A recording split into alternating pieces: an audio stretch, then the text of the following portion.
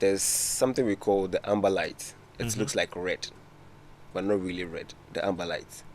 So most people use a very high light, like 50 watts, 100 watts white.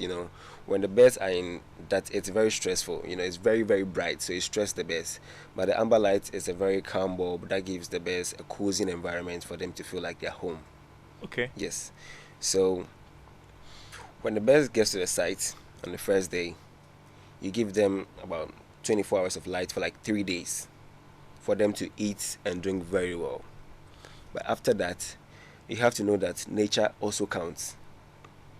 Like humans, as we sleep, you have to know that the bird has to rest for maybe an hour and go back to eat. So you don't have to make the bird eat every day, 24/7 and all that. And when you're brooding, some people brood with the black rubber.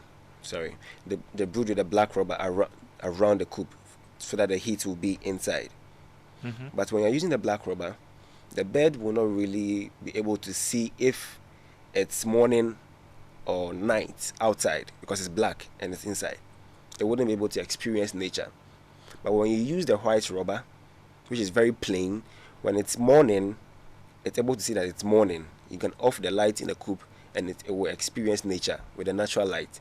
And when it's getting dark, it will sense that it's getting darker. You can on the light for it to go back to eat or sleep a while and go back. But when you use the black rubber, it wouldn't see anything. But some farmers still use the black rubber though, and it's working for them. But I think things are growing in the industry, and we really have to learn more things about it. So the lighting aspect is when the chicks come on site and you have the light for like 3 days, you have to know that it has to sleep. So when it's getting dark around 6 p.m., when it's getting dark, you don't have to on light. You have to let the chicks sleep a bit for an hour. And when it's an hour and like 7 p.m., you can on the light. It will rest for an hour and go back to eat. So 2 weeks, you can make it around 2 hours of darkness so that it sleeps. So when you have the guy teaches you all that. So when there's darkness, the natural tendency is to go to bed. Right, exactly. Okay. But it depends on the breed. When you have the breed guide lets you know the number of dark hours it has to get. So we use Novogen breed. You can't go and use Highland breed for Novogen birds. That is why it comes with a guide. So when you read the guide very well, it tells you how to use the lighting system very well. When you don't use it right, it becomes a problem. Yes.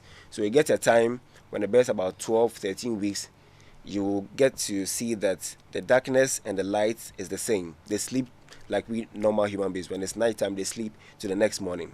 No light will be in the coop. But some farmers, they will get to 12 weeks and there'll still be light in the coop.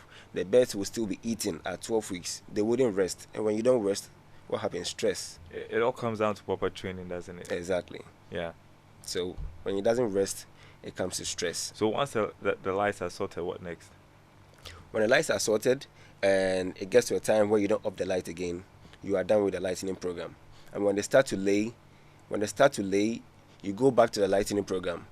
When a bird is laying, it needs about 16 hours of light. But naturally, we have about 12 hours of daylight. So when it's 6 p.m., you switch on the light for about 4 hours, and you off it around 10 p.m. for them to go back to sleep. That is when they are laying. Okay. Right.